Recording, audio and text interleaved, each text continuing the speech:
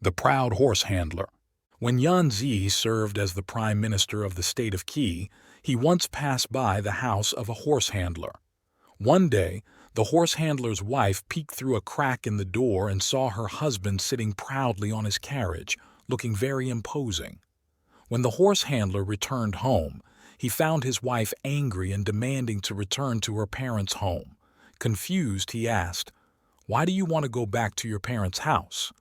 His wife replied, "Yuanzi, despite being the prime minister and respected throughout the country, still sits humbly on his carriage. But you, just a horse handler, carry yourself with such arrogance, not knowing your place. Therefore, I no longer want to live with you." From then on, the horse handler changed his attitude and became humble. Yuanzi, noticing the change, asked him about it, and the handler explained the situation. Later, Yuanzi recommended him for a higher position in the state of Qi. 2. Learning to let go. There were two poor woodcutters who collected wood in the mountains. One day they found 2 large bags of cotton and happily carried them home, hoping to sell them. Cotton sold for much more than wood, and selling those 2 bags could feed their families for a month. As they descended the mountain, each carrying a bag, one of them spotted a large bundle of fabric on the road. Upon closer inspection, he realized it was a type of coarse fabric and there was more than one bundle. Excited, he proposed to his friend that they leave the cotton and take the fabric instead. His friend disagreed, pointing out that they had already carried the cotton a long way, and it would be a waste to abandon it now. He refused to switch. Unable to convince his friend, the man decided to carry the fabric by himself. After a while, the one carrying the fabric saw a light in the forest and discovered a treasure trove of gold and jewels. Thinking they had finally struck it rich, he urged his friend to drop the cotton and help him carry the gold. However, his friend was skeptical, suspecting the gold might be fake, and advised against wasting their effort to avoid ending up with nothing. The man who found the gold had to carry it alone. As they reached the foot of the mountain, a heavy rain began, soaking them through. To make matters worse, the bag of cotton absorbed water, becoming too heavy to carry, forcing the man to abandon it. Empty-handed, he joined his friend in carrying the gold home. 3. The optimistic blind men. 2 blind men, each using a cane, were walking down the street. One of them said, "Being blind has its perks. People who can see are always busy, working non-stop.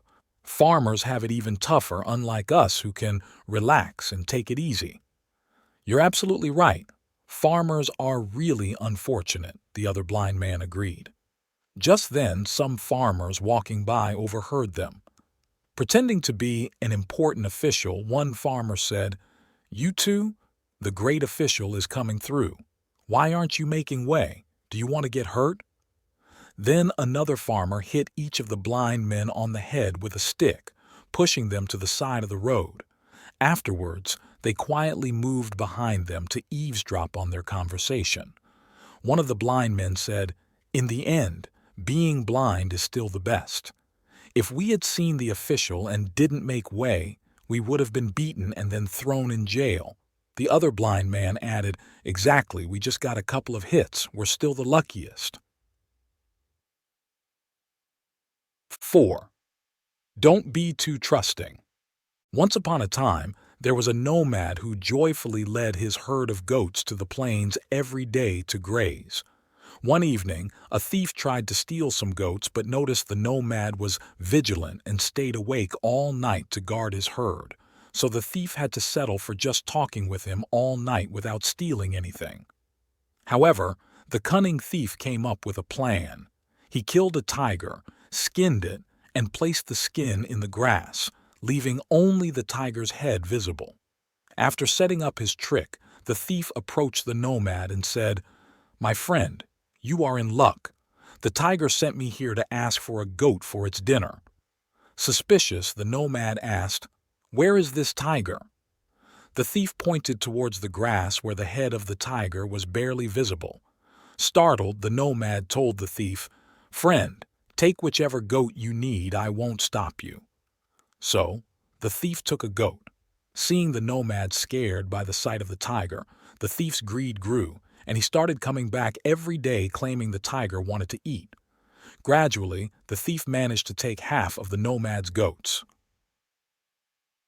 5. Keep your distance. A long time ago, there was a hunter who would always skin his catches but discard the meat. One day, a male lion came across the discarded meat and ate it. This became a routine. The lion would eat the meat left by the hunter. Over time, the hunter and the lion grew familiar with each other. One day, the hunter approached the lion and leaned on its shoulder. The lion wagged its tail in a friendly manner. Thinking the lion was tame and seeing it as harmless, the hunter assumed he had conquered it and could treat it like his other hunting trophies. He thought, "This lion is under my control, just like the other animals I've hunted. Why not ride it and skin it too?" With this thought, he boldly jumped on the lion's back to skin it. The lion, feeling threatened, quickly turned ferocious, knocked the hunter to the ground, and fatally mauled him with its claws. 6. The Last Supper. It's said that when Leonardo da Vinci was painting his famous work, The Last Supper, he saw a young man deeply absorbed in reading poetry at the Milan Cathedral. This man had bright eyes and a gentle, kind face, so Leonardo asked him to pose as Jesus Christ. Years later, the painting was still unfinished. One day, Leonardo walked through a poor neighborhood and came across a man at a small bar with a cunning, deceitful look and a greedy face reeking of alcohol. He had finally found the perfect model for Judas, the betrayer who sold out Jesus. Leonardo paid him a little to come to his studio. As the man posed, Leonardo suddenly asked, "Have we met before?" After a moment of reflection, the man said, "Yes, years ago, I was the model for Jesus in your painting."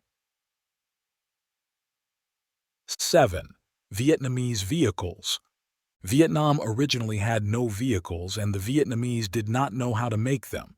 Therefore, many Vietnamese were eager to learn vehicle manufacturing. Having a good vehicle for transportation during war could greatly benefit the military. A Vietnamese person, while visiting the country of Thanh, accidentally saw an old, broken vehicle discarded on the outskirts of a city. The frame, wheels, and axles were all damaged, nothing was intact. Although the vehicle was severely damaged, it was still recognizable as a vehicle. However, this Vietnamese visitor didn't examine the vehicle thoroughly and, eager to achieve great things back home, decided to take the broken vehicle with him to Vietnam. Upon returning, he boasted, "Come see my vehicle at my house. I've just made a vehicle and it wasn't easy at all." Soon, crowds flocked to his house like at a festival, and upon seeing the vehicle inside, they believed his exaggerated claims. They discussed among themselves, "So this is what a vehicle looks like. It seems useless, isn't it broken?"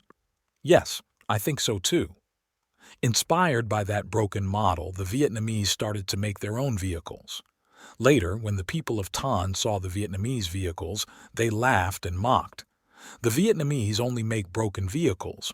What use are those?" Despite the mockery, the Vietnamese continued making their vehicles their way, producing more broken vehicles. Eventually, when war broke out and enemies surrounded them, the Vietnamese, having vehicles, were not afraid and calmly faced the battle. Ultimately, the Vietnamese pushed their broken vehicles out onto the battlefield, where they were completely destroyed. 8. Cats and mice. In the country of Wei, there was a man named Thuc Thi, who loved cats so much that he kept over 100 of them in his house. The mice in his and his neighbors' houses were all eaten by these cats. "This is not good! This is not good!" Without any mice left, the cats had nothing to eat and meowed all day long. Thuc Thi had to buy meat for them to eat every day. Over time, the adult cats had kittens and those kittens had more kittens. spanning many generations of cats that ate meat daily and forgot that mice even existed in the world. Whenever they were hungry, they meowed and meat was provided. After eating, they would just wander around, look around, or lie down to bask in the sun. To the south of the city lived a scholar whose house was overrun with mice. During the day, the mice ran around in packs, and everything in the house was gnawed on by them. Hearing that Thuck Thi had many cats, the scholar borrowed a few to catch the mice. When these cats arrived at the scholar's house, they saw the mice, standing with ears upright, with bright black eyes and red fur, making chaotic noises, and did not know what these creatures were. The cats did not dare to catch them, but just followed them around.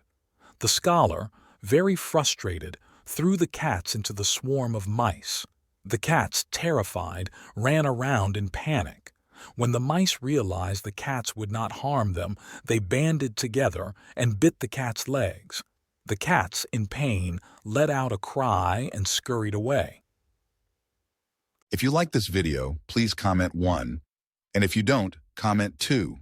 Your feedback means a lot to us. Thank you for your valuable time. 9. Firefighting. A person from the state of Zhao had a house fire. After escaping, he wanted to go back upstairs to put out the fire but didn't have a ladder. So he decided to borrow one from a neighbor. After getting dressed properly, he went to his neighbor's house. Upon arriving, he bowed 3 times before entering. The neighbor brought out food and drinks to offer. He slowly finished his drink and then offered 3 drinks back to his neighbor.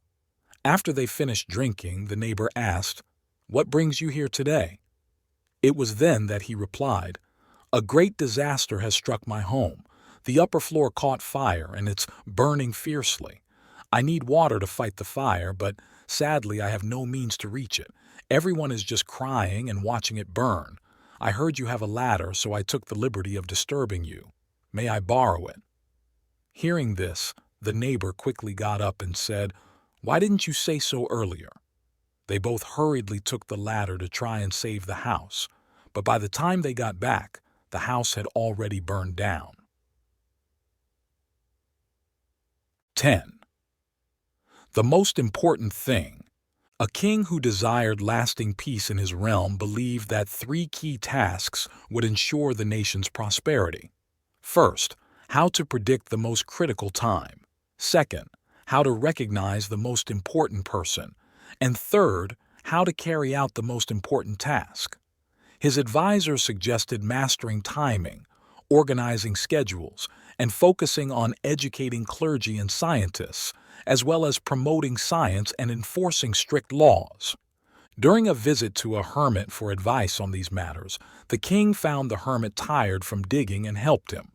As evening fell, an injured man arrived seeking the hermit. The king helped bandage the man's wounds and then left for the palace. The next day, the injured man, previously the king's enemy, thanked him for saving his life and declared his intention to befriend him. After the man left, the king again asked the hermit about the 3 issues. The hermit replied that he had already answered. If the king had not compassionately helped with the digging, he might have been killed by his enemy on his return. If he hadn't cared for his wounded enemy, that enemy might not have turned into a friend. Thus, the most critical time is now. The most important person is the one beside you. And the most important thing in the world is love. For without love, life lacks meaning. 11. Superstitious fear. In a certain district, there was a junior official who went to pay his respects to the district magistrate. The magistrate offered him a glass of wine. As the junior official was about to drink, he noticed a small pink snake swimming in it. Feeling obligated to drink because it was offered by a superior, he closed his eyes and drank the wine. Afterwards, he suffered severe stomach pain and couldn't eat anything, eventually becoming gravely ill and physically weaker. His family called many doctors and tried numerous treatments, but nothing worked. Later, the district magistrate visited the junior official's home and saw how sick he was. He asked what had happened. The junior official replied, "That day I swallowed a small pink snake from the wine glass you gave me." The magistrate was skeptical, but the official insisted it was true. Back at his office, the magistrate kept thinking about the story. As he looked up, he noticed a red bow hanging on the north wall and suddenly understood what had happened. He invited the sick official back to his office and showed him the wine glass again. This time, a red snake appeared in the glass. The magistrate explained, "It's actually the reflection of the red bow on the wall." Realizing he hadn't swallowed a snake, the junior official was relieved and recovered from his illness a few days later. 12. The magic salted fish. Once a hunter caught a deer and tied it to a tree before continuing his hunt. While he was away, a merchant passed by. He wanted to take the deer but felt guilty about stealing. Instead, he hung a salted fish on the tree as a swap for the deer. When the hunter returned and found the deer replaced with a salted fish, he was astonished. He thought that in such a desolate place, the deer magically turning into a salted fish must mean the fish was enchanted. Soon the story spread and people came to the tree to worship the magical salted fish. They offered prayers for healing, success in education, food for the poor, and more wealth for the wealthy. Many of their wishes came true, perhaps due to their sincere belief. People claimed the salted fish had miraculous powers and even built a large temple to honor it. Dozens of priests chanted and performed rituals there, attracting visitors from miles around to come and offer incense. A few years later, the merchant who swapped the fish returned. Seeing the magic salted fish written at the temple entrance, he was amused and laughed, explaining that it was just his fish, not a divine being. He recounted his story of swapping the fish for the deer, then took down the fish. After that, no one came to offer incense there anymore. A few years later, the temple fell into ruins. 13. The thief's courage. General Too Fat of the state of So had a fondness for talented individuals, and everyone who followed him had a unique skill. One day, a thief approached Too Fat and said, "I heard you appreciate talented people. I can't do much, but I'm good at stealing. Do you value that skill?" After hearing this, Too Fat quickly bowed and responded, "Having a talented person like you join us is an honor." The officials around him advised, "Being polite to a thief like this isn't right." Too Fat replied, "You don't understand the principle here." Later, when the state of T attacked So, Too Fat led his army but lost 3 battles in a row, and T's forces grew stronger. The officials of So were at their wits' end, unable to devise a strategy. At this time, the thief came to Too Fat and said, "I have a skill that I'd like to offer you." Too Fat agreed and let the thief proceed. That night, the thief sneaked into the tent of T's general and stole his tent curtain. The next day, Too Fat sent someone with the curtain and a letter to T's general saying, "My men found your curtain while gathering firewood, and we are returning it." That evening, the thief stole the general's pillow, and Too Fat sent it back. On the third day, the thief stole the general's hairpin, and again, Too Fat returned it. Hearing about these incidents, T's army became terrified, and their officials said, "If we don't withdraw today, So might take our heads next." So, they ordered a retreat back to Team. 14. Different perspectives. MONARCH brought a friend to meet a very famous official. After the friend left, the official told MONARCH, "Your friend has 3 bad qualities. He laughs when he sees me, which shows he's careless. He doesn't mention his teacher when speaking, which is betraying his mentor. And he doesn't talk the first time he meets someone, which is rude." MONARCH smiled and replied, "He laughs when he sees you because he's friendly and approachable. He doesn't talk about his teacher because he is independent and nonpartisan. And he doesn't speak upon first meeting because he is straightforward and honest with everyone. 15. When two fight, a third benefits. By the riverside, a large clam opened up, stretching its tired back to bask in the sunshine. A crane saw this and pecked at the clam's flesh. The clam quickly snapped its shell shut, trapping the crane's beak inside. The crane struggled fiercely but couldn't escape. "If it doesn't rain today or tomorrow, you'll die of thirst," the crane managed to say, despite its beak being clamped shut. The clam responded, "If I don't release you today or tomorrow, you will starve to death." Both stared fiercely at each other, neither willing to give in. Eventually, a fisherman came along and caught them both. 16. Wrong direction. There was a man who kept driving his carriage north, and his friend asked him where he wanted to go. He said he wanted to go to the state of So. "But the state of So is to the south. Why are you going north?" his friend reminded him. "It doesn't matter which direction. My carriage is very good," he replied. "Your carriage may be good," his friend tried to remind him, "but you're going the wrong way."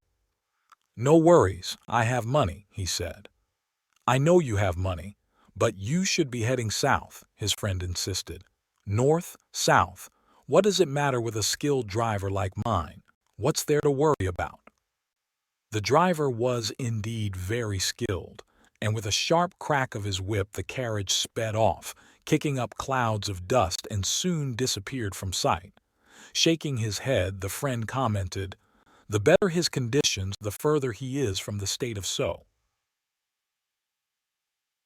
17. Wisdom beyond words. The teachings of MENCIUS on substance over style. Once, King of Chu asked Mencius's disciple Dianju, "Why is it that your master, Mencius, excels in everything he does, yet his speech seems a bit awkward?" Dianju responded, "Before I speak about my teacher, let me share two short stories with you." "Go ahead," said the king. There was a man from Chu who went to Zheng to sell precious jewels.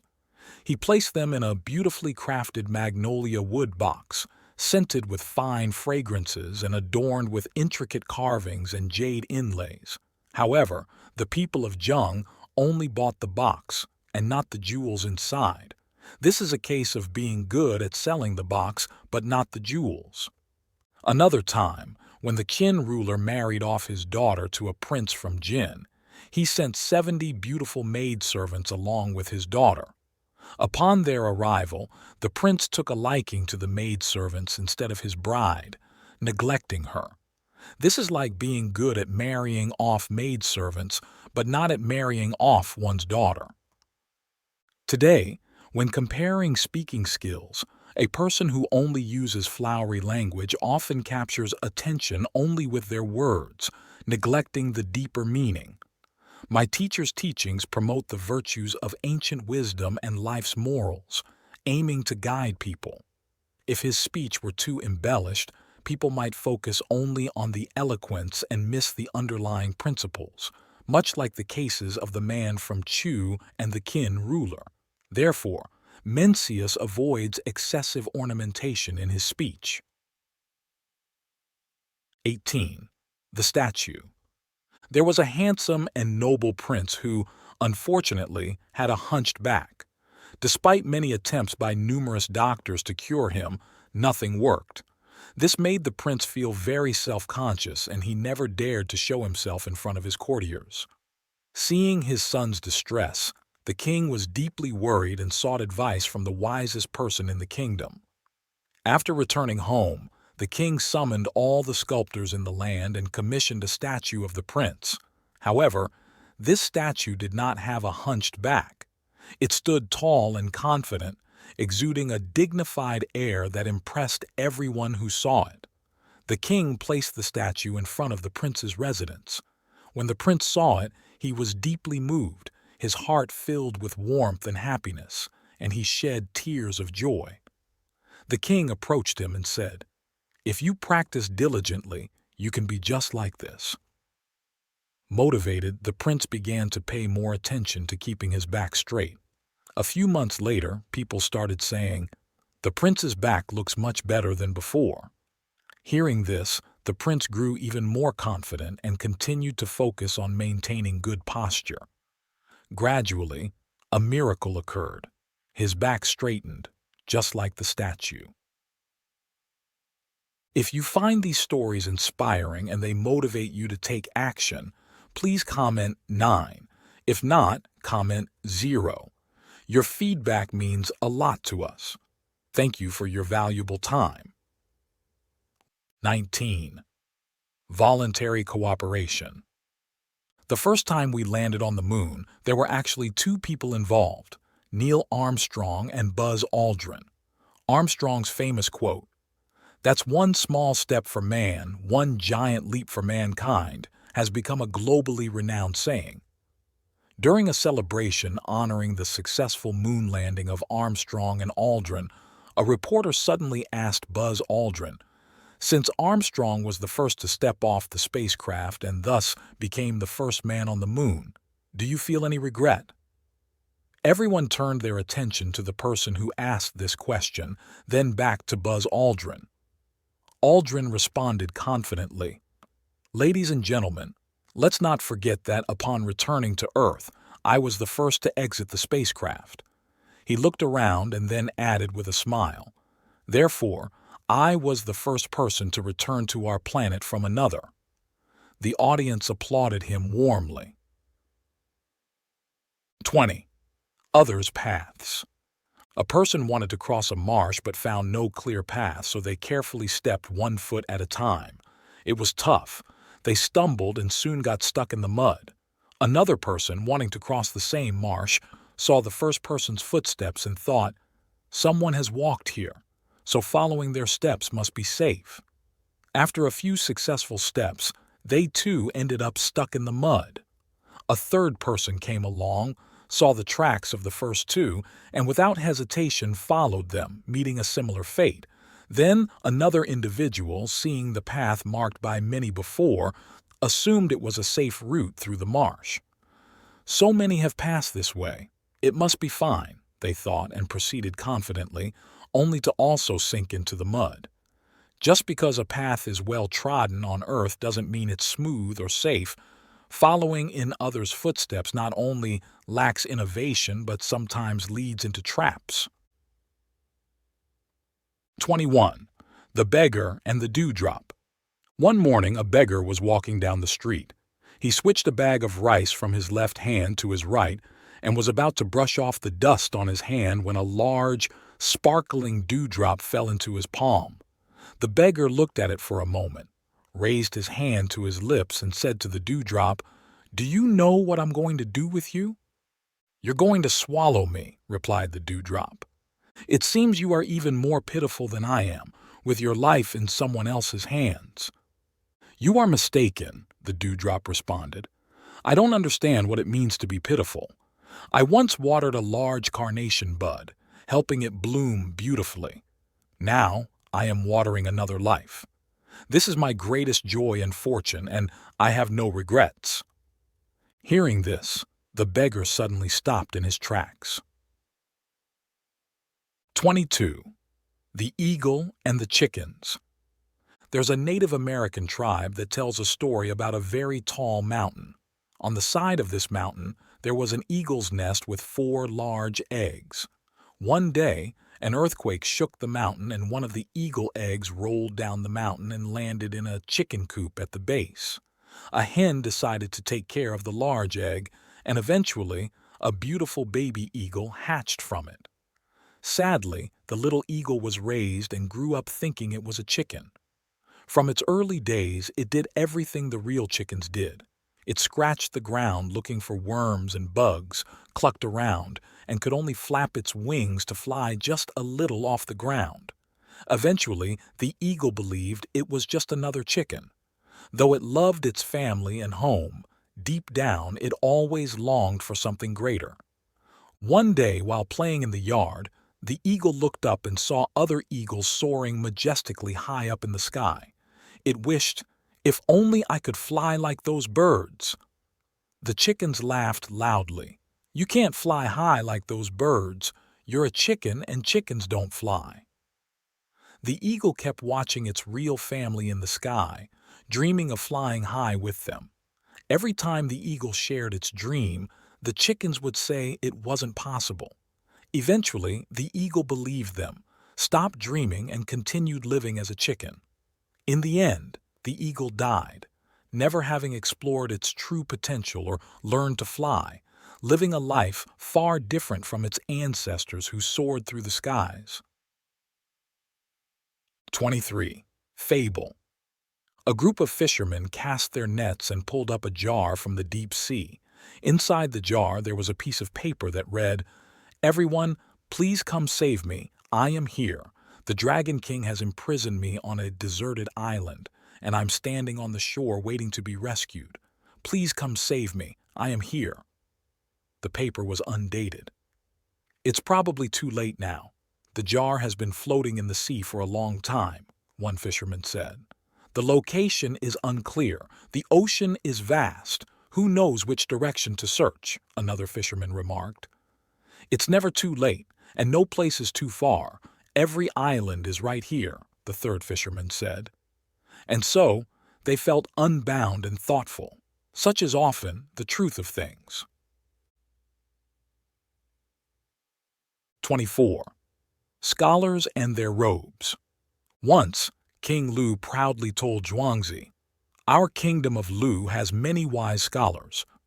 Zhuangzi replied, "Actually, there are very few true scholars in Lu." "That's not true," King Lu exclaimed. "Everywhere in Lu, you see people dressed in scholars' robes. How can you say there are few scholars?" Zhuangzi explained, "I've heard that a true scholar wears a round cap, symbolizing knowledge of astronomy, square shoes, showing expertise in geography, and a jade pendant with a hole, indicating understanding of morality and decisiveness in action. However, just because someone wears scholars' robes doesn't mean they truly know these subjects." King Lu didn't believe this, so Zhuangzi suggested, "Why not issue a decree that anyone who isn't a scholar but wears scholars' robes should be executed? See what happens then." King Lu issued the decree, and within 5 days no one in Lu dared to wear scholars' robes anymore. A few days later, a man in scholar's robes was found standing in front of the palace. King Lu invited him in and discovered he was indeed knowledgeable in astronomy and geography and understood national affairs well. Zhuangzi then said to King Lu, "Your vast kingdom of Lu truly has only this one genuine scholar. Can you still say there are many?" 25. The Chain of Predation. Reflections in Zhuangzi's garden. While wandering in his garden, Zhuangzi noticed a bird flying from the south. Its wings spanned 7 feet, and its eyes were as large as a dragon's. As it flew by, it brushed against Zhuangzi's forehead and perched on a tree in the garden. "What kind of bird is this?" Zhuangzi wondered. "It has large wings but does not fly far, and big eyes but is not alert." Zhuangzi then quietly took a crossbow from his back and crept into the fruit garden to shoot the bird. Just then, he noticed a cicada singing joyfully on a branch, a praying mantis ready to strike the cicada, and the strange bird preparing to eat the mantis, all unaware of Zhuangzi below them. Seeing this, Zhuangzi lamented, "Oh, the massacre among creatures driven by mutual attraction leads to tragedy." After this, Zhuangzi went home, closed his door, and did not leave for 3 months, reflecting on the nature of life. 26. Usefulness and uselessness. One day, Zhuangzi and his disciples were hiking in the mountains and came across a large tree with dense branches and leaves. Under the tree, a woodcutter sat resting, not bothering to cut it down. Zhuangzi asked him why he wasn't cutting it. The woodcutter replied that the tree was useless for any practical purposes. Zhuangzi then turned to his disciples and said, "This tree survives precisely because its wood is not good for anything. That's why it has been left standing. Later, they visited a friend's house. The friend was delighted to see them and ordered his servant to prepare a meal with quail. The servant asked, "One can sing, and the other cannot. Which should I cook?" The host said, "Cook the one that cannot sing." The next day, a disciple asked Zhuangzi, "Yesterday, the tree in the mountains lives because it is useless, but the quail dies for the same reason. How would you handle this, master?" Zhuangzi smiled and said, "Being talented or untalented are much the same. Both can lead to trouble. If you want to live peacefully, you must find the balance between being useful and useless.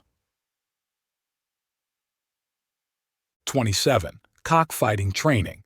There was a man skilled in training fighting roosters, and the king invited him to the palace to train a rooster. 10 days later, the king asked, "Is the rooster well trained yet?" The man replied, "Not yet. It only uses its crow to intimidate other roosters." Another 10 days passed, and the king inquired again, "Can the rooster fight now?" The man answered, "No, it gets too excited and rushes to fight upon hearing another rooster crow." A month went by, and the king asked, "Is it ready now?" The man said, "Still not ready, it just glares at the other roosters." After 10 more days, the king questioned him again, "Is the rooster good now?" "This time it is," the trainer said. "Now, when it hears another rooster, it remains unflustered, calm as a wooden rooster. It confidently wins as other roosters turn and run away, not daring to challenge it." 28. Zhuangzi in the land of So. Once, Zhuangzi was traveling through the land of So when he came across a human skull in the wild grass by the roadside. A gust of wind caused the skull to make a hollow sound. Curious, Zhuangzi tapped the skull with his whip and asked it, "Did you bring this fate upon yourself by committing grave injustices? Or did you meet your end through loss and betrayal, murdered by an enemy? Perhaps you engaged in shameful deeds, dying of grief and bringing sorrow to your family. Were you driven to this state by hunger, cold, or thirst? Or did you simply die of old age?" After posing these questions, Zhuangzi felt tired and lay down on the grass, using the skull as a pillow. At midnight, the skull appeared in his dream and spoke. "I heard your questions during the day. You speak well, discussing loss, disgrace, hunger, and old age, all sorrows known to the living. But in death, there are none of these. Would you like to know the joy that comes after death?" Intrigued, Zhuangzi replied, "Yes, tell me." The skull explained, "After death, there's no government to control you, no need to worry about the seasons. You are free and at peace, as enduring as the heavens and the earth. Even a king cannot compare to the joy I experience." Zhuangzi, skeptical, challenged, "What if I summon the deity of life and death to bring you back to your family, friends, and the busy human world? Would you agree?" The skull quickly responded in fear, "No, no, no. I treasure this freedom and peace, and I fear the bustling, competitive life among the living." 29. The Owl and the UYEN, a tale of misunderstanding and intimidation. When Huitzu was serving as a general in the state of Liang, Zhuangzi wanted to visit him. Someone warned Huitzu, saying that Zhuangzi's visit wasn't just a friendly one. He actually wanted to replace him as general. Frightened by this, Huitzu ordered a thorough search of the city for 3 days and nights. Hearing that Huitzu was trying to drive him away, Zhuangzi became even more determined to visit. When they met, Zhuangzi said to Huitzu, "On my way here, I heard a rather amusing story. Would you like to hear it?" Huitzu asked, "What story?"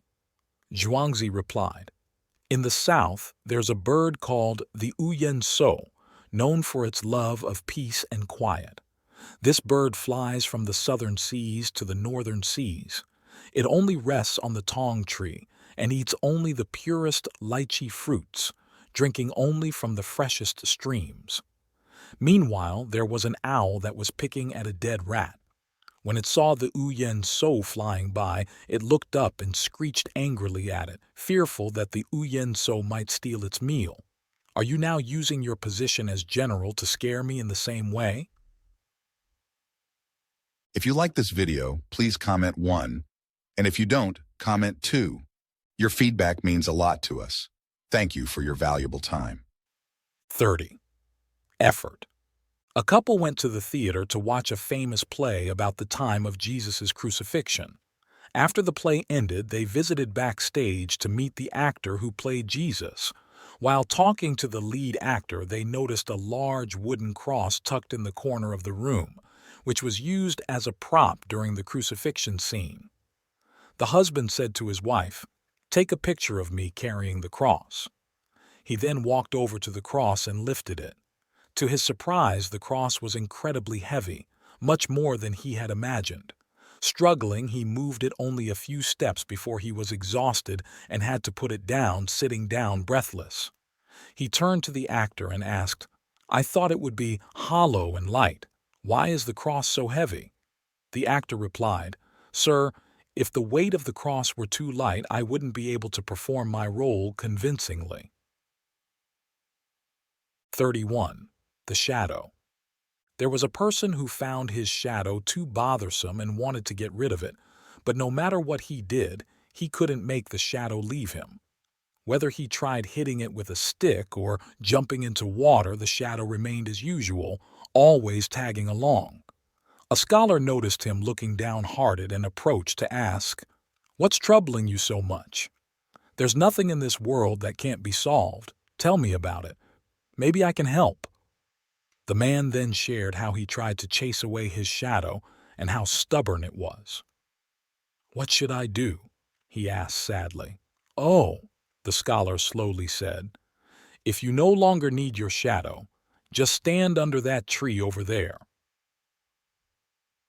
32. Niu Kui meets bandits. Niu Kui was a highly educated man. Once, while traveling, he encountered a group of bandits who blocked his way and demanded, "Stop! Do you want to save your money or your life?" Waving their swords, they made their intentions clear. Niu Kui simply smiled, stepped down from his carriage, left all his money and the carriage to the bandits, and cheerfully continued on his way as if nothing had happened. The bandits were puzzled because, usually, people either resist or beg when faced with a robbery. They had never met someone like Niu Kui before, so they chased after him and asked, "We took your possessions. Why aren't you upset?" Calmly, Niu Kui replied, "A gentleman should not harm himself over material things." After Niu Kui left, one bandit remarked, "He is truly a wise man." Another bandit said, "This man is very learned. If he goes to the king of the Zhao state, he will surely be valued highly. If he remembers this incident and tells the king will definitely send troops to kill us. We should kill him now to prevent future trouble." The others agreed, and they chased down and killed Niu Kui. In the Yan state, someone heard about this incident and gathered his household to warn them, "Do not act like Niu Kui when faced with bandits." Not long after, this person's younger brother went to the Qin state and indeed faced bandits at the Hanggu Pass. When the bandits grabbed his belongings, he remembered his brother's advice and struggled with them. Because the bandits outnumbered him, they managed to snatch his belongings. He followed the bandits, trying to flatter them to get his belongings back. Annoyed, the bandits said, "We spared your life, which was already more than you deserved, yet you keep pestering us and exposing our whereabouts. We'll just have to kill you to avoid further trouble." And so, they killed him and all who were with him. 33. Keeping a bird. In the land of Lu, there was a unique seabird that no one had ever seen before. People thought it was a mystical bird. The king ordered his men to capture it, and once they did, it was treated as an honored guest in the royal palace. However, the bird looked very sad. The king worriedly wondered how to make the bird happy. Suddenly, he had an idea. He decided to have musicians play music for the bird and asked his chefs to prepare delicious meals for it. But these well-intentioned acts scared the bird instead. It refused to eat or drink and spent the days flapping around in fear. After 2 days like this, the seabird died of fright. 34. The Fishing Master. In the land of So, there lived a master fisherman named Chiem Ha. His fishing method was unlike any other. He used a single thread as his line, a bent grass blade as the hook, and a bamboo stick as the rod. For bait, he attached half a grain of rice to the hook. In just a moment, Chiem Ha would have a cart full of fish. Strangely, despite catching so many fish, his fishing equipment remained intact. The line did not break, the hook did not straighten, and even the rod did not bend. Curious about his superior fishing skills, the king of So sent for him to learn his secret. Chiem Ha explained, "My late father told me about a master archer from our land named Bo Thu Tu. He could lightly pull his bowstring and send an arrow swiftly hitting 2 golden birds flying in the sky. He said it was because the archer concentrated and applied even force. Thus I adopted his method for fishing. After 5 years of practice, I mastered the technique. Whenever I go to the river, I focus solely on fishing, completely clearing my mind of other thoughts. When I cast my rod, I use just the right amount of force, neither too much nor too little, causing no disturbance around me. Thus, the fish think my bait is just debris or foam and they bite without hesitation. In fishing, I always balance softness with firmness and lightness with significance. Both the story of Bo Thu Tu shooting birds and my fishing illustrate a common principle. Whatever you do, you must do it with full concentration and dedication, applying your heart and objective laws to master it. Only then can you achieve remarkable success. 35. Suspecting the neighbor's son of axe theft. A man lost his axe and suspected that his neighbor's son had stolen it. Because of this suspicion, he watched the young man closely whenever he saw him walking down the street, thinking to himself, "He moves so silently, just like a skilled thief." Later he overheard the young man talking and thought, "His whispering sounds secretive, as if he's afraid of being overheard. He's very cunning." To the man, the young man's every movement and the tone of his voice seemed characteristic of a thief. Eventually, the man found his lost axe. It had accidentally fallen into a ravine while he was chopping wood in the mountains. The next day, when he saw the neighbor's son again, he noticed that his walk and his talk were just like any ordinary person's, nothing like a thief's at all. 36. Roses for Everyone. A heartwarming encounter in the garden. A little girl was taken by her father to a rose garden for a stroll. She took a deep breath and said, "Dad, can you smell that? These roses smell so wonderful." Before her father could reply, they heard an old lady from the nearby corridor say, "If you both like them, feel free to pick a few." The father and daughter chose the prettiest roses, thanked the old lady and complimented her on the beautiful flowers she had grown. The old lady responded, "I grow these flowers for everyone to enjoy. I can't see them myself because I am blind." 37. The Road Ahead. It was pitch dark outside. People hurried along the street. A steady tapping sound came from a wooden cane held by a blind man. A passerby warned, "There's a dead end up ahead." The blind man replied, "I need to reach it to see what it's like." He continued walking forward, his tapping fading into the distance until it disappeared completely. 38. Life is like climbing a mountain. A young man who enjoyed mountain climbing sought advice from a renowned climbing expert. He had a specific question: "What should we do if it starts raining while we are halfway up the mountain?" The expert replied, "You should keep climbing to the top." The young man was puzzled and asked, Why go to the top? Isn't the storm worse up there? The expert explained, yes, the rain is heavier, but it's not life-threatening. Going down is riskier as landslides can occur and you might get buried. He seriously added, when facing a storm, avoiding it could sweep you away. Facing it might actually save your life. 39. The Deer, the Wolf, and the Bear, a tale of gratitude and greed.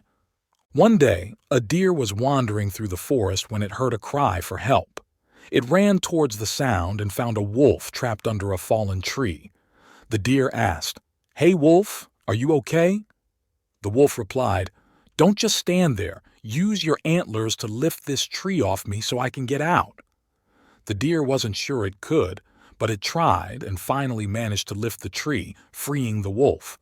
The first thing the wolf did was check for broken bones and then happily said to the deer, "Deer, now I want to eat you." "What?" the deer exclaimed, shocked. "Don't you have any shame? I just saved your life and now you want to eat me?" "Yes, you saved me, and I'm grateful for that. But I'm really hungry now, so I have to eat you." They argued for a while and finally decided to ask a bear to settle the matter. They told the bear the whole story in detail. After thinking it over, the bear said to the deer, "You saved the wolf, and now the wolf wants to eat you. That's not right. But from another perspective, the wolf has a point because it's hungry and needs to eat. Let's go back to the fallen tree and I'll see how you saved the wolf before I make a decision," the bear suggested. The deer and the wolf agreed, and they all went back to the tree. The deer used all its strength to lift the tree again, this time accidentally dropping it back on the wolf. The bear then said, "Use your antlers to lift the tree and save the wolf again." The deer replied, "I've already lifted this tree twice today, and I'm really tired now." The bear said, "If you don't have the strength, then don't lift it anymore. But with the situation as it is, how can I solve this?" "I'm not angry at you, I just don't know what else to do," the bear said and walked away. "It's really hopeless," said the deer and left too. So the wolf remained trapped under the tree and eventually died. There are many grudges and debts of gratitude in life. Some repay kindness with kindness and others repay grievances with grievances. This has become a life philosophy for many. We should be thankful for life itself and for those who help us when we face difficulties. 40. Learning the art of conversation from the past to win hearts. Talking is a crucial art in life, serving as a bridge to connect with the community. Here are 10 ancient conversation techniques to help you avoid misspeaking during interactions. Often, hurtful words stem from emotions overriding our reasoning. Controlling such emotions can make a person stronger than even a fortress-defending general. As deep waters flow quietly, so does a respected person speak calmly. It takes 2 years to learn to speak and 10 more to master silence, revealing that speaking is a skill and silence, a form of wisdom. Below are 10 ancient conversational arts that might be very useful in your work and personal interactions. 1. Urgent matters. Speak slowly. In urgent situations, take a moment to think calmly, then explain things slowly. This approach can stabilize and build trust with your listener. 2. Minor matters. Keep it light. Use humor, especially when giving friendly reminders. This makes the interaction enjoyable and the advice more welcome. 3. Unclear matters. Speak carefully. For things you're not sure about, if you choose to speak, do so with caution and careful thought. This helps establish your reliability. 4. Hypothetical matters. Avoid guesswork. People dislike vague statements. Being deliberate and thoughtful before speaking can reflect your maturity and responsibility. 5. Unaccomplished tasks. Don't boast. There's a saying, without a diamond drill, don't expect to work in pottery. Don't promise what you might not be able to do. Keeping promises builds trust. 6. Hurtful matters. Keep silent.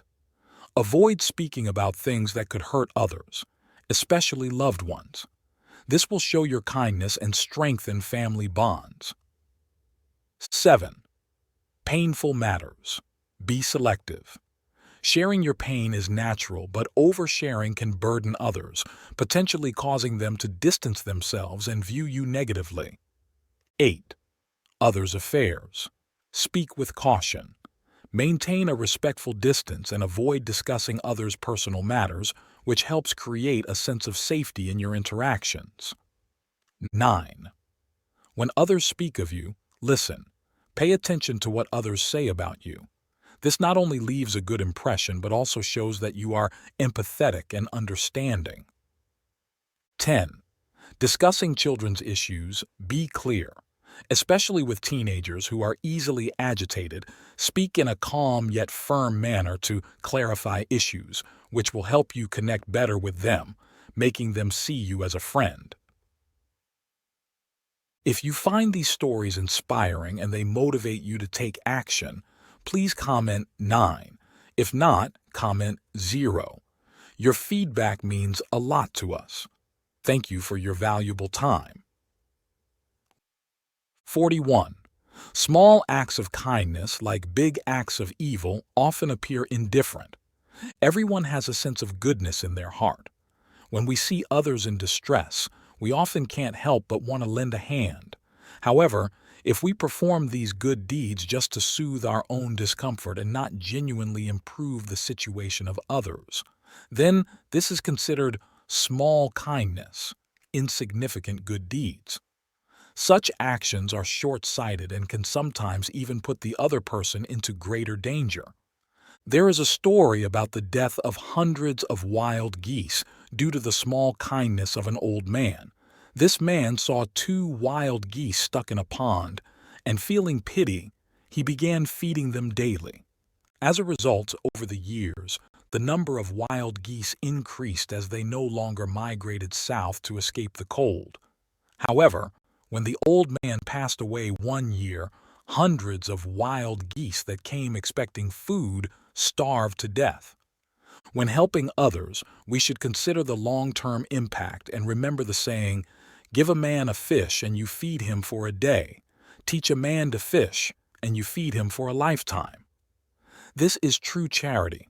We should not only focus on immediate benefits, but also weigh the long-term advantages and disadvantages to act charitably in a meaningful way. This is called great kindness.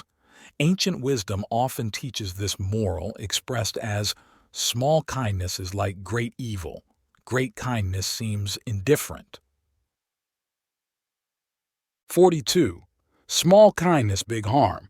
During the spring and autumn period in the state of Lu, there was a rule that if any citizen of Lu saw a fellow countryman enslaved in another country, they were to pay for their freedom and could later be reimbursed by the government. A student of Confucius named Zhi freed a man from Lu in another country, but did not report it to get his money back. People praised Zhi's generosity, but Confucius disagreed. Confucius warned Zhi, "Your generous act might lead to people being unwilling to free slaves in the future. If freeing someone and not claiming a refund is seen as noble, then what does that say about those who do claim a refund? Who will want to spend their own money to free slaves then?" History proved Confucius right. After Zhi, fewer people reported their acts of freeing slaves to reclaim their money, and the number of slaves who were rescued decreased. Another tale from The Instructions of Lieutenant Tuo tells of an honorable official named Lu Vanyi who resigned and returned home. One day, a drunk man insulted him, but Lu Vanyi, being kind-hearted, chose not to pursue the matter. Later, however, the same man committed a more serious crime and was sentenced to death. Lu Vanyi deeply regretted his earlier leniency. "My moment of compassion allowed him to become more reckless and ultimately commit a capital offense. Perhaps if I had corrected him earlier, he might have returned to the right path. These stories teach us that misguided kindness can lead to evil outcomes.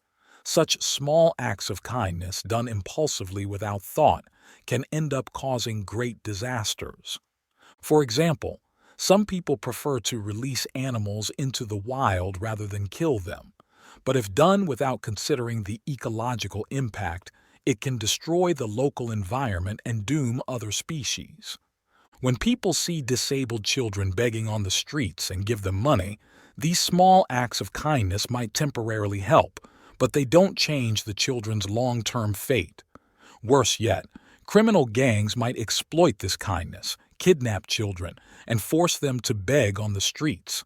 This is a case of small kindness leading to great harm. 43. True goodness. Lessons from Confucius and Nature's Balance.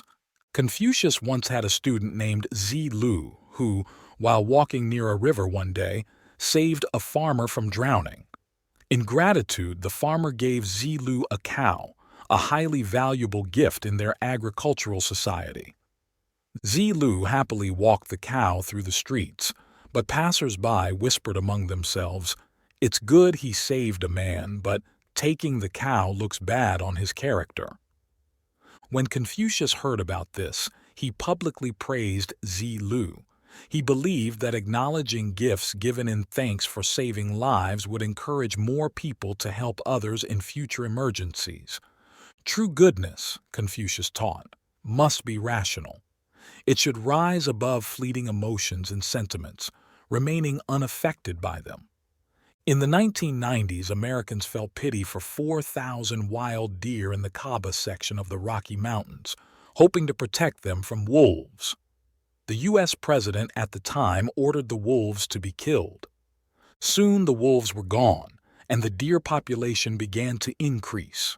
Over a decade later, the deer grew to over 100,000. But with too many deer and not enough vegetation, they began to starve. Realizing the wild deer were on the brink of extinction, the U.S. had to reintroduce wolves from Canada back into the Kaaba forest, which eventually helped balance the ecosystem. Rational goodness, Confucius would say, involves long-term thinking and understanding the consequences of our actions. The Tao Te Ching says, "Heaven and earth are not sentimental. They see all beings as straw dogs." Nature follows its own rules and is not swayed by emotions or concepts of good and evil. Confucius said, "Heaven does not speak, yet it constantly revolves. It does not speak, yet all things are nurtured. The beauty of nature is silent, caring for all without considering it a favor." This is what it means to be truly impartial. Great acts of goodness leave no trace and are beyond words. This is the essence of supreme impartial goodness. True goodness must combine wisdom with a deep understanding of human life and the natural world. Only then can our good deeds align with the natural order and genuinely help others overcome adversity. This is what it means to be truly good. 44. Holding grudges is like poison. Grudges can make us less forgiving and more selfish and narrow-minded. When something doesn't go our way, instead of getting angry, we should try to change ourselves and look at the problem more optimistically. This makes it easier to find a solution. By doing this, you will see a positive change in everything. So, when facing a problem, instead of blaming others and digging for the root cause of the issue, think about how to fix it and move forward. True strength isn't about never crying. It's about enduring and continuing on your journey. 45. Life becomes miserable due to excessive desires. Everyone has hopes and aspirations, but it's important to know our limits. If we can't achieve something, we shouldn't force it. Excessive desires can lead to frustration, sorrow, and even envy towards those who have what we lack.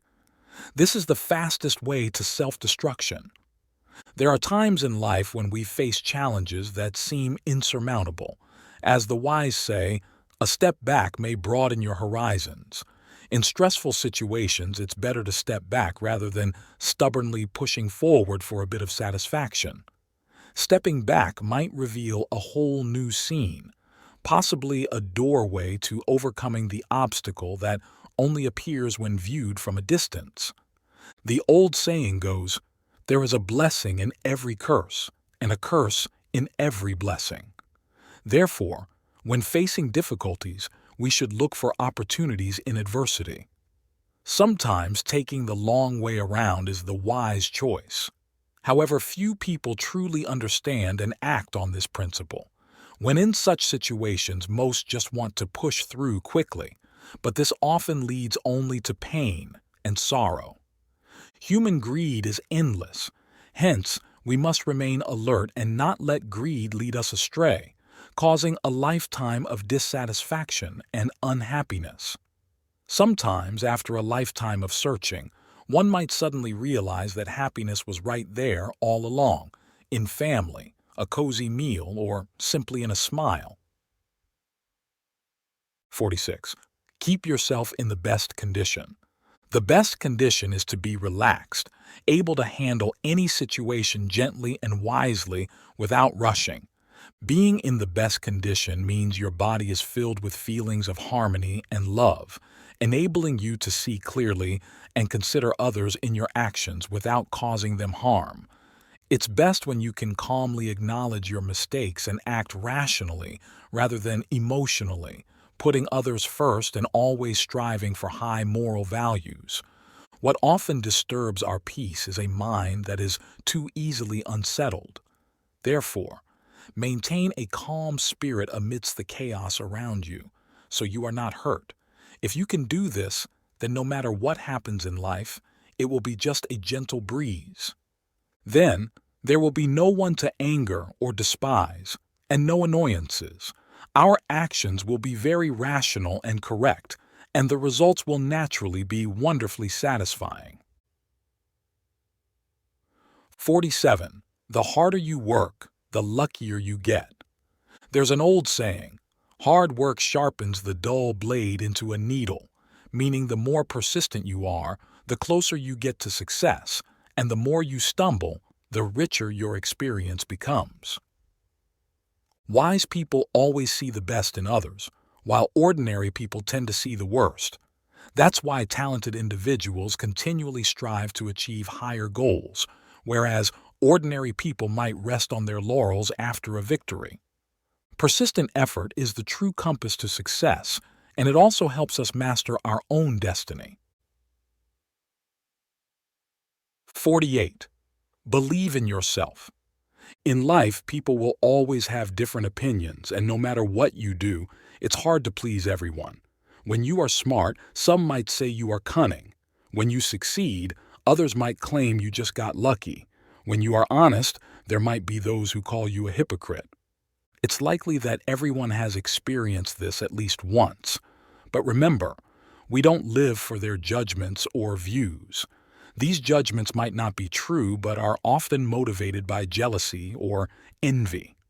What matters is that as long as you don't go against your morals and conscience and you stay true to yourself without shame, just keep going forward boldly. Don't let gossip or criticism hold you back. You don't need to please or flatter those who disagree with you, even if the whole world turns against you. If you are sure that what you are doing is right and just, persist through the challenges. Any difficulties you face will only make you stronger. 49. Don't lose your integrity for small gains. In life, even if you lose everything, never lose your integrity. The following story is a profound lesson for those who might consider sacrificing their true selves. In a small town in the South, there was a fish stall in the local market that was extremely successful, attracting long lines of customers because of its famously fresh fish. The owner, a man over 50, once shared during a casual conversation that his business's turnaround was thanks to a special customer. He lit a cigarette and shared a story with us. About 5 years ago, A young boy around 7 or 8 years old came to the market to buy vegetables. He looked quite troubled and stopped at the fish stall. "Sir, could I buy 2 butterfly fish?" The owner looked at the boy and scooped up 2 fish to weigh. The boy fumbled in his pocket for a while before pulling out a 100 dong note. "Is that a special gift money you're hesitant to spend?" the owner joked. The boy's cheeks turned red. 36 dong. The owner took the money and gave the boy 64 dong in change. After receiving the money, the boy quickly took the fish and the change and hurried away. Unexpectedly, the next day, the boy returned. "My mom went to the hospital today." The owner was startled. "My mom is sick. She went in for surgery today. Yesterday, I bought her the butterfly fish she loves most, afraid that she might never get to eat it again. But after eating, my mom told me something. It's really not worth losing your integrity for a bit of greed."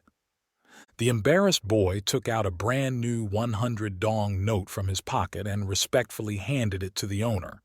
"Sir, I apologize. The money I used yesterday was counterfeit. This one is real." The fish stall owner was incredibly surprised and remembered how he had not suspected the honest-looking boy could have used counterfeit money. The boy, ashamed, looked down. "Thank you, sir. That counterfeit bill was something my mom had accidentally received a long time ago and kept in a drawer. Since she was sick and we had used up all our savings, I wanted to save 100 dong by secretly taking that fake bill to buy the fish. Thank you for not blaming me." The stall owner felt like something inside him had shattered, a feeling hard to describe. He took the counterfeit bill from the drawer and returned it to the boy. The boy bowed and then left. Watching the boy disappear into the distance, the stall owner couldn't regain his composure for a long time. At the end of the day, when no one was looking, he discarded several formalin-treated fish that had been sitting under the stall for over a week. Later, the boy's mother passed away from her illness, and the boy went back to his hometown to continue his studies. The fish stall owner never saw the boy again, but every time he thought of the boy and his mother, his cheeks would flush with emotion. The great wisdom of that mother not only corrected her son back onto a path of moral righteousness and taught him to be a good person, but also influenced others. Truly, she was a remarkable mother. 50. Letting go for clarity. Life is too short and many things can't wait. We must recognize that the past, whether glorious or dismal, cannot be revisited. The time we've wasted is truly irreplaceable.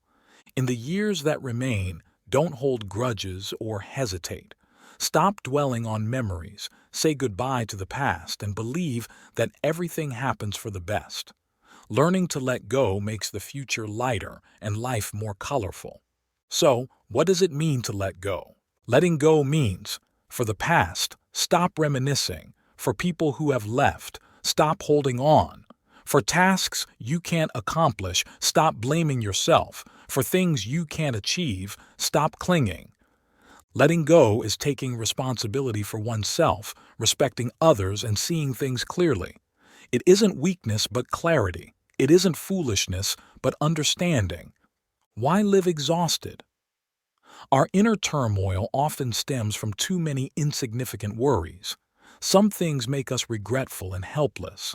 Some people we can't let go, leading each to their own path. Some pursuits remain unattainable. Only with a generous heart can we see the rainbow after the rain, and only with light clothes can we walk comfortably. In relationships, there are unions and separations. In life, there are arrivals and departures. Storms are not obstacles but strengthening. Pain is not suffering but joy. Letting go means bidding farewell to the unpleasant and waiting for the good. Letting go is forgiving others' mistakes, tolerating their flaws. It means feeling light, not overthinking, not being burdened. Brooding only leads to confusion, anger, and unrest. It robs us of joy, adding only to our sorrow. Thus, letting go is a choice for happiness.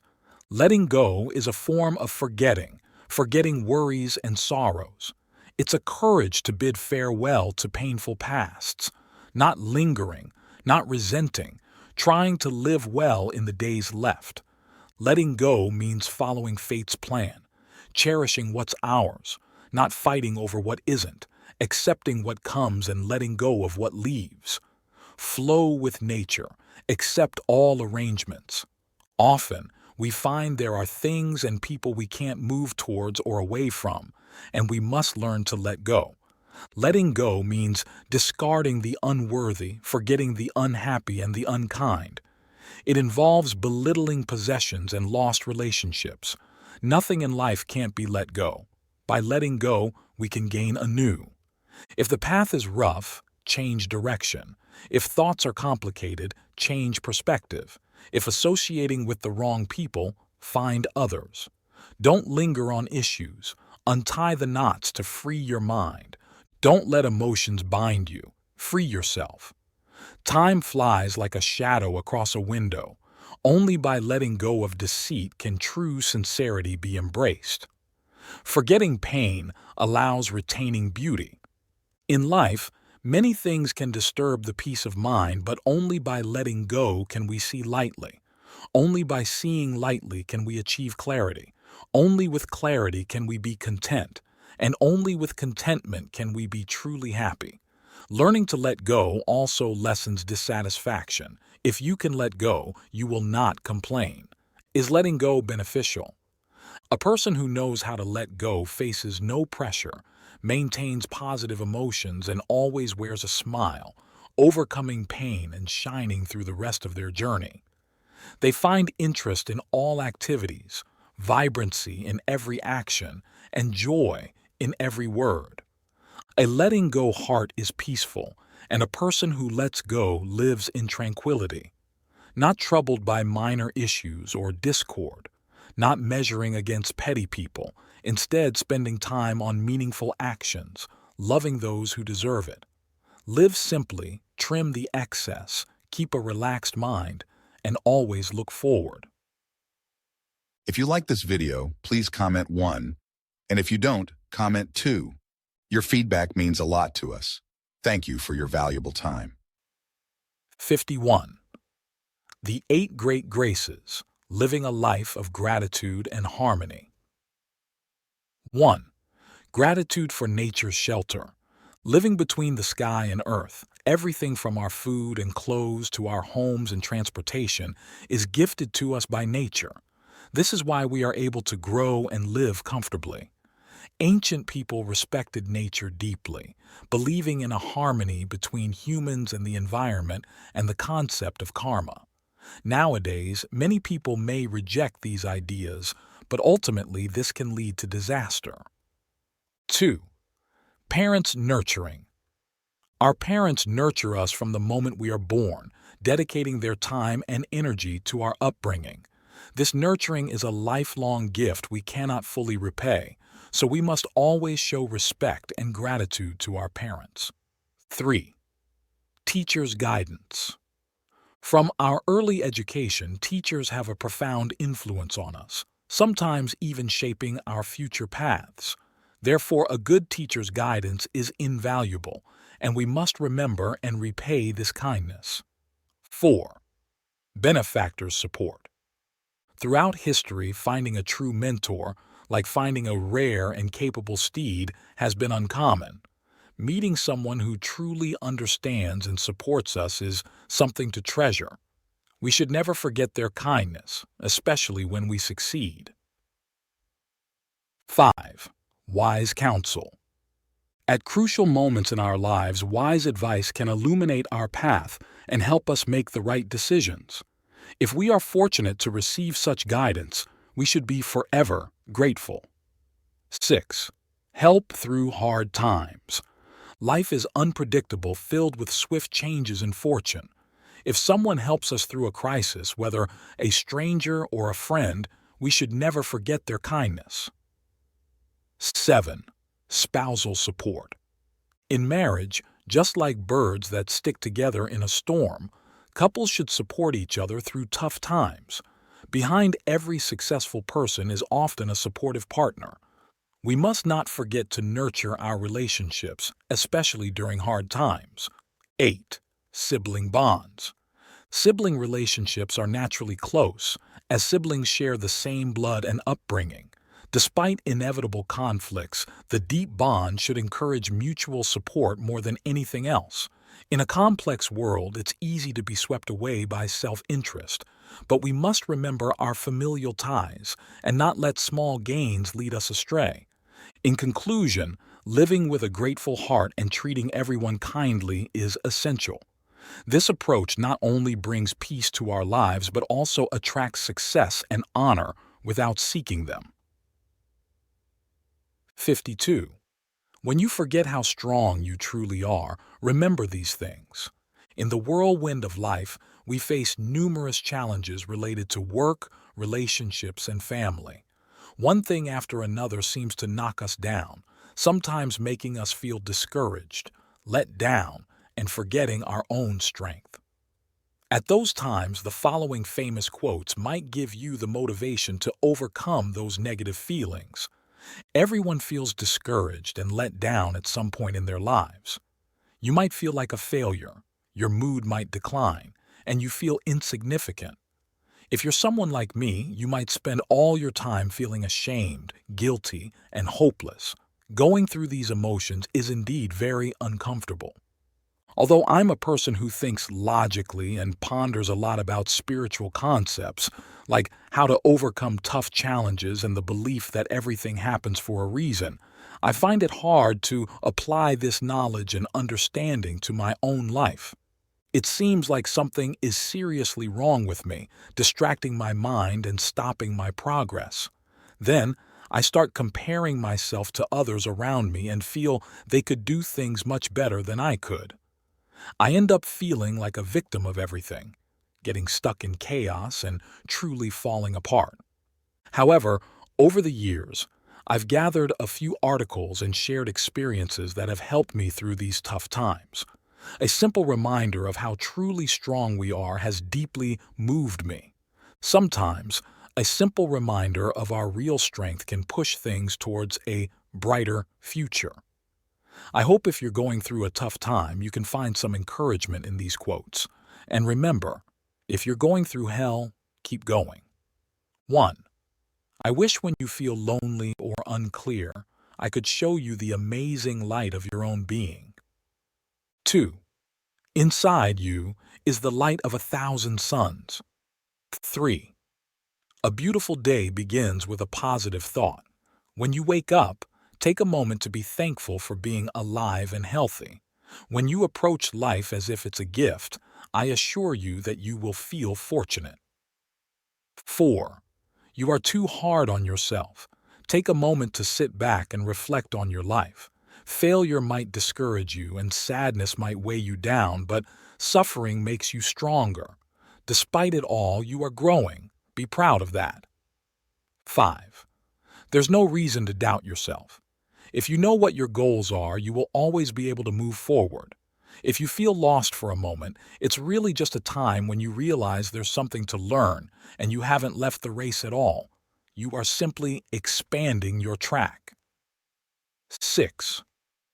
When you face tough times, remember they aren't sent to knock you down, but to nurture, develop, and make you stronger.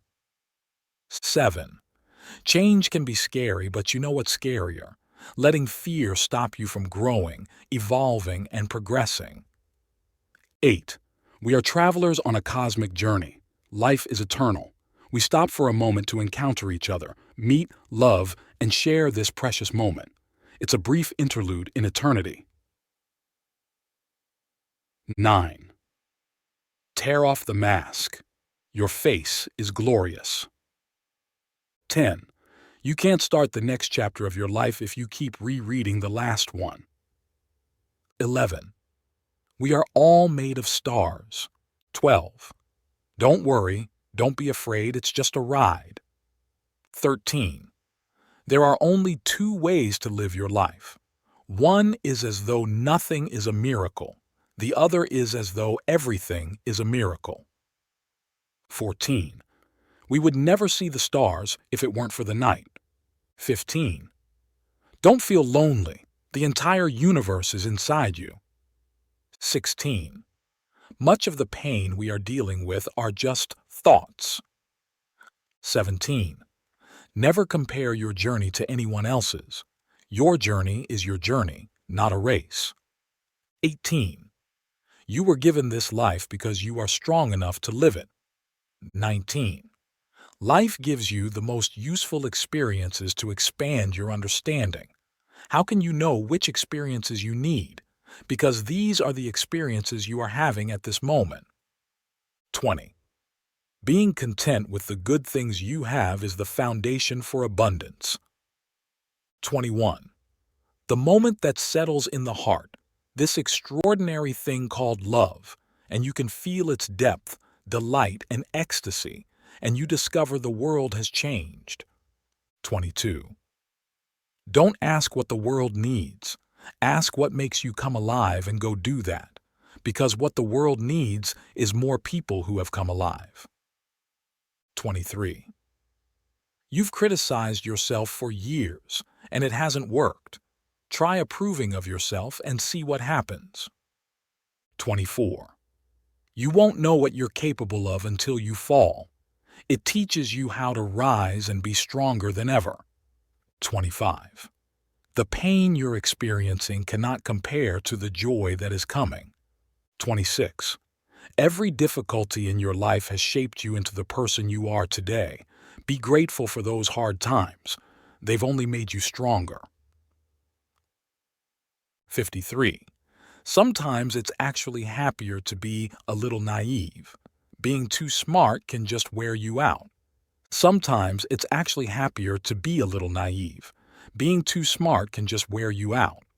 In life, a touch of naivety can bring happiness, while overthinking everything can lead to stress. Overthinking can make you moody. Being overly sensitive can lead to paranoia.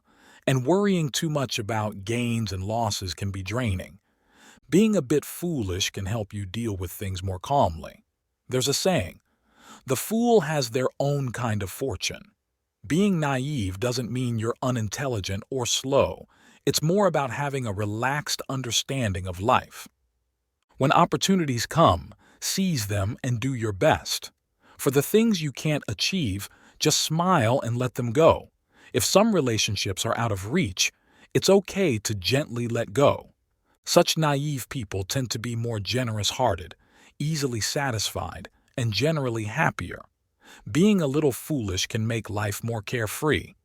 In fact, being a bit naive can be better than being overly calculating, which can exhaust you. For those who chase small benefits, a fool might not mind giving a little. For those who love superficial praise, it's no trouble to compliment them. For those who flatter excessively, simply stay away and pay them no mind. It's not about being oblivious, but choosing not to point things out. It's not that you don't feel hurt. You just don't dwell on it. Often, the naive are able to understand forgiveness and gratitude more deeply. Being a bit foolish, you'll never be at a loss. Happiness is actually very simple. It's about knowing when to advance and when to retreat. If someone bothers you, just ignore them. If some arguments can't be clearly explained, then don't bother explaining. If some thoughts are too complex, don't get tangled up in them. Not competing is a form of wisdom and compassion. It means letting go of yourself and others. Being a little naive can actually bring many benefits.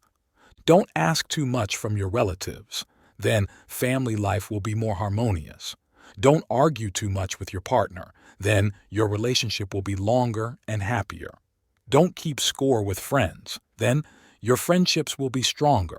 Being a bit naive, learn to make your life enjoyable without rushing or comparing too much. How many overly smart people have been harmed by their own intelligence? From now on, be a bit foolish and don't let worldly matters trouble your heart. Only then can you stay calm in life and achieve a relaxed and carefree state. 54. A broad mind is better than a wide road, and a good heart is better than good fortune. In life, some people always amaze us. They understand how to interact with others and are thoughtful, calm, and never rush or panic in any situation, always solving problems satisfactorily. How you treat others will determine how they treat you. This is the golden rule. Therefore, to gain something, you must let go. To end worries, you must release them. To find peace, you must forget. And to receive more, you must be forgiving. I once read a story about a company where the boss was famously strict. A new assistant, often criticized harshly by the boss for minor things, was quite intimidated by him, and people even secretly called him the devil. To avoid angering the boss, this new assistant was always very careful. However, one time, he made a significant mistake that caused serious damage to the company. Believing he would surely be fired, and after a night of soul-searching, he decided to resign proactively. But this time, the boss calmly listened to him, returned his resignation letter without blaming him, and simply advised him to keep trying, even assigning him a major project. Years later, the assistant became a key contributor to the company, and they reminisced about the past. The boss explained, "I was strict about the small things because you might overlook them, and if not careful, a small issue could cause significant losses. But with big issues, everyone knows their mistakes and remembers the lessons. Moreover, everyone has family burdens, young and old, to care for. It's not easy for anyone. A bit of empathy helps in understanding. When we throw mud at others, the first thing that gets dirty is our own hands. When we give flowers to others, we are the first to smell them. If a person can calmly forgive, they will gain a lot of trust, affection, and resources. A gentle person may not claim to be the most successful in life, but they are certainly the most beloved. Living a lifetime, a broad mind is more valuable than a wide road, and a good heart is more important than good fortune." 55. Do not do to others what you don't want done to yourself. In the Analects, Wailing Gong, there's a story where Zigong asks, "Is there one word that one can follow throughout one's life?" Confucius replies, "Perhaps consideration is the word. Do not do to others what you would not want done to yourself." To become a gentle person, you just need to do two things. First, calmly forgive. When facing others' mistakes and shortcomings, we must always maintain tolerance and calm, be strict with ourselves, patient with others, not be unreasonable, be careful in all actions, and forgiving others is also forgiving oneself. Second, empathetic thinking. Do not do to others what you would not want done to yourself. Before you do something, first consider it from the other person's perspective. Seek a balance in mutual benefits, and use the best approach to achieve a win-win situation, making everyone feel comfortable. By doing this, you can avoid putting yourself in awkward situations, and most relationships will be smoother, and you won't be fearful, maintaining a warm and refined image. People who practice this often get promoted and receive salary increases quickly and stably. Beyond the workplace, in family and in life, they are always able to handle conflicts correctly and skillfully, always making others feel like a breath of fresh spring air. 56. The power of a forgiving heart.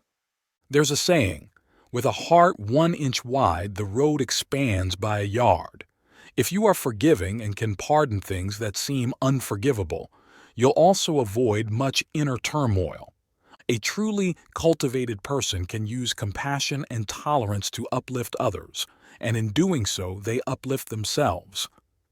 Life isn't always smooth sailing for anyone, so when we can't change reality, we should try to adjust our thoughts. If you always keep score, you'll find grievances everywhere. But if you let go, you'll always feel as peaceful as spring. If you keep things simple, the world can't become complicated. If you are like the sun, others find it hard to be hurt. 57. In dealing with others, sincerity is the foundation.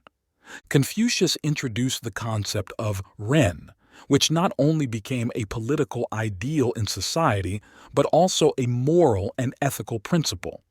The most important aspect of ren is compassion and love for others. Once, Confucius and his students discussed how to treat others. Zilu said, "If others treat me well, I will treat them well. If they treat me poorly, I will also treat them poorly." Confucius criticized this approach. This is how those without moral and ethical values behave. Zigong said, "If others are kind to me, I will also be kind to them. If they are not kind to me, I will still help guide them towards kindness." Confucius responded, "This is how friends should behave towards each other." Ran Hui said, "If others treat me well, I will treat them well. If they do not treat me well, I will still treat them with kindness and guide them towards the path of goodness." Confucius remarked, "This is how one should behave towards family. Truly, if you can broaden your mind and treat everyone in the world with sincerity, then you are genuinely treating people with a good heart." 58. Self-improvement and treating others with kindness.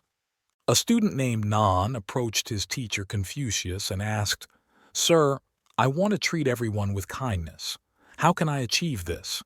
Even when I'm poor or wealthy, I don't want to show off my bravery, but maintain dignity, associate with honorable people, avoid trouble, and live a relaxed and free life. Is this possible?"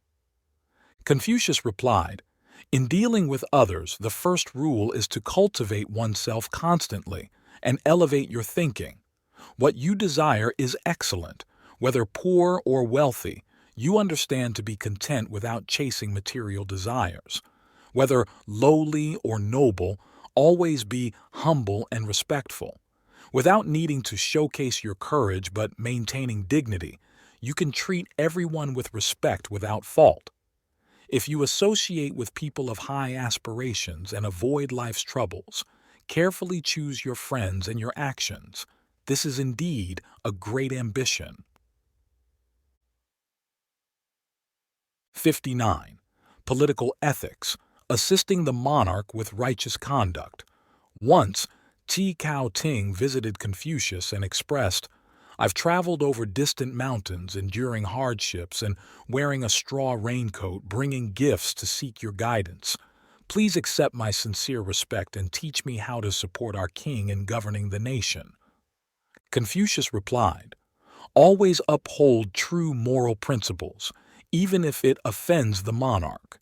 Your loyalty to the king is actually for the sake of the nation and its people, devotedly serving the country. Remain calm and treat everyone with sincerity. Your words and actions should follow moral righteousness.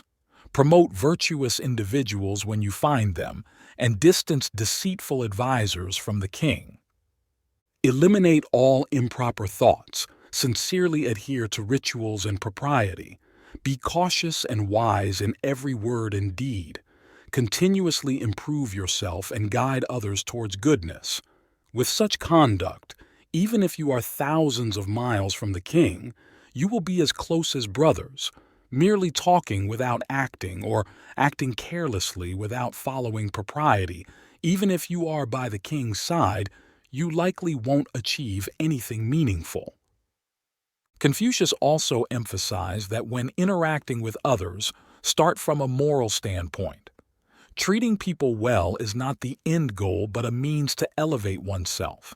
He regarded ritual, righteousness, modesty, and trust as essential qualities of a noble person.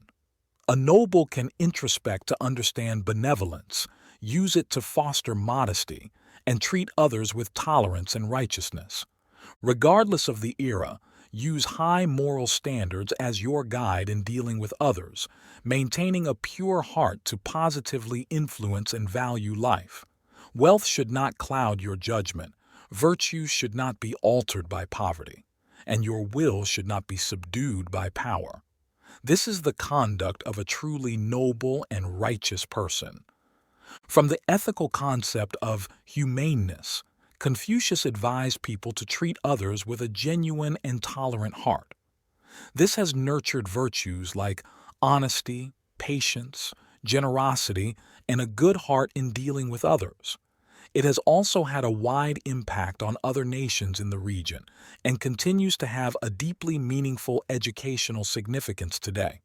If you find these stories inspiring and they motivate you to take action, please comment 9. If not, comment 0. Your feedback means a lot to us. Thank you for your valuable time.